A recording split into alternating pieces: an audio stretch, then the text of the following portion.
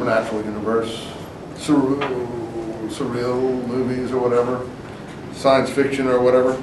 And the real stuff, unfortunately, is Josephus, as perverted as that is too. Some of it is reflected there.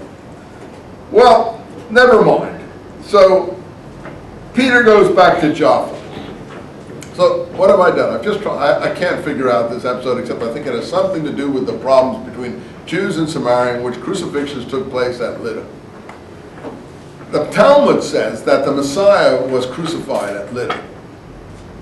That there were two Messiahs, and the Talmud says the Messiah ben Joseph, the Messiah son of Joseph, was crucified at Lydda.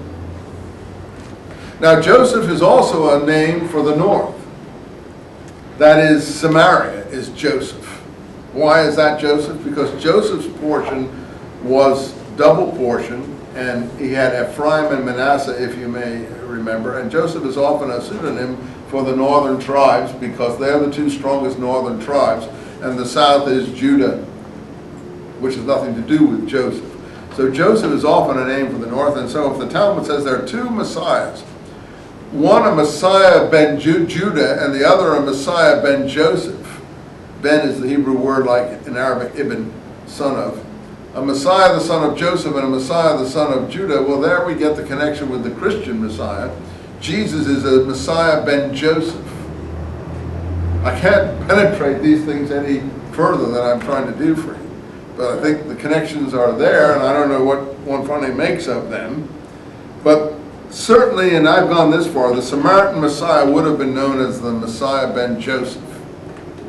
And the Samaritan Messiah, according to the Talmud, was crucified at Lydda by Roman governors. Now, that may have something to do with the whole story of the crucifixion of Jesus in Jerusalem. I don't know.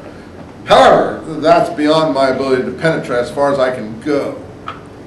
But I do think something's going on here. And it has to do with Lydda, Doetus, Dorcas, problems at Lydda, crucifixions at Lydda, and all of this is just overwritten with a resurrection episode. All right, leave it alone.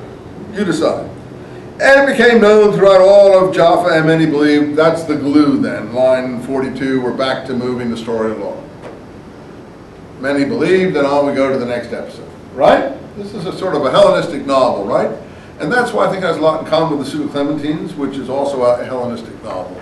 Because it just keeps on going on from episode to episode, and the punctuation is, and many believed, and we've gone to the next stage. Okay, we're in Jaffa. What's going to be the upshot of this episode? Very important upshot. Peter is going to get Paulinized in this episode. Why is that? How do I know that? Because Galatians tells me Peter was not Paulinized at the time Paul met him in wherever Antioch was, either your Antioch or the Antioch on the coast.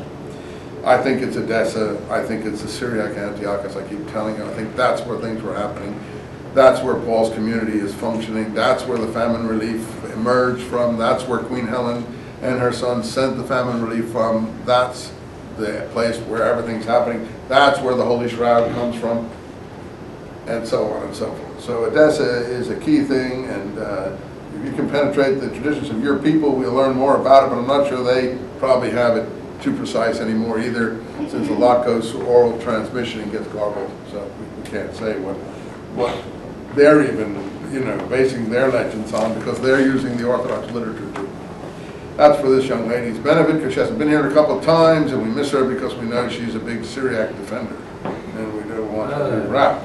Okay, but chapter 10 is going to be the Paulinization of Peter. Again, how do we know? Because in Galatians, Paul himself says that before the representatives of James came down, Peter was in the habit of eating with non-Jews, keeping table fellowship. What's the problem of eating with non-Jews? Purity regulations, kosher foods.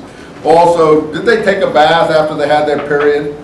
Did they take a bath when they had sexual relations with women? Stuff like that. All kinds of bodily purity things that most peoples around the Mediterranean culture sphere would consider ridiculous.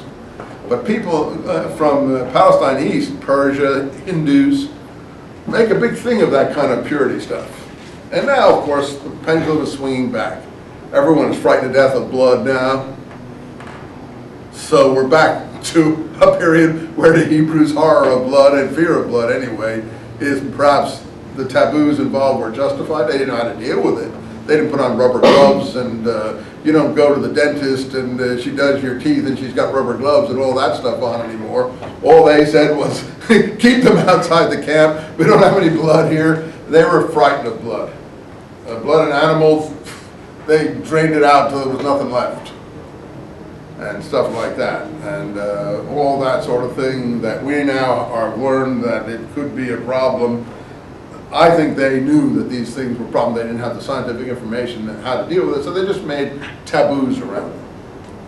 So you can call it prejudice or whatever, blindness. I think taboos are a way of protecting the people from unknown things that can come from that direction. Since they didn't have modern science. And the taboo, by the way, as you know, works better than modern science, because with all of our thing about AIDS, people are still getting it because they can't stay away from what causes it very often. A taboo will keep them away from it much better than a rubber will. Hey, words of wisdom from on high Mount Sinai, huh? So taboos really work, particularly if you think you're in deep, dark trouble as a result of them. All right, I think the Jews did understand some of this stuff. I think their purity regulations on, pork and stuff were probably well founded because they knew pork was dangerous. Also, fish that were bottom feeders, eels and all, they give you bilharzius, different diseases that the Nile people all had, and they knew that fish that didn't have fins and scales, they categorized these things in a very modern way. They said, only eat sea creatures with fins and scales. Therefore, you couldn't eat eels, you couldn't eat bottom feeders, you couldn't eat animals that preyed on other animals, you couldn't eat, they made really big deals of this. They put taboos on all this stuff. You couldn't eat like crabs and shrimp and all the stuff we like. Because of that, we know that stuff, clams and all that stuff can putrefy really quickly without modern refrigeration. You eat that stuff and you're in the pits, you get hepatitis and every other thing, and stuff. So they just banned it. It isn't as if they, thought these things were unclean in themselves. They banned all this stuff because they knew they were dangerous. And their way of banning it was to put taboos on it from Mount Sinai, from Moses on Sinai. You can say that's primitive. They also, as I always like to harp on, made you wash your hands before you eat because they knew that was important. And Paul and Jesus don't think it's important. And so they get themselves in a big pit when they laugh at it and withdraw it because they're so upset about it. There's so much involved.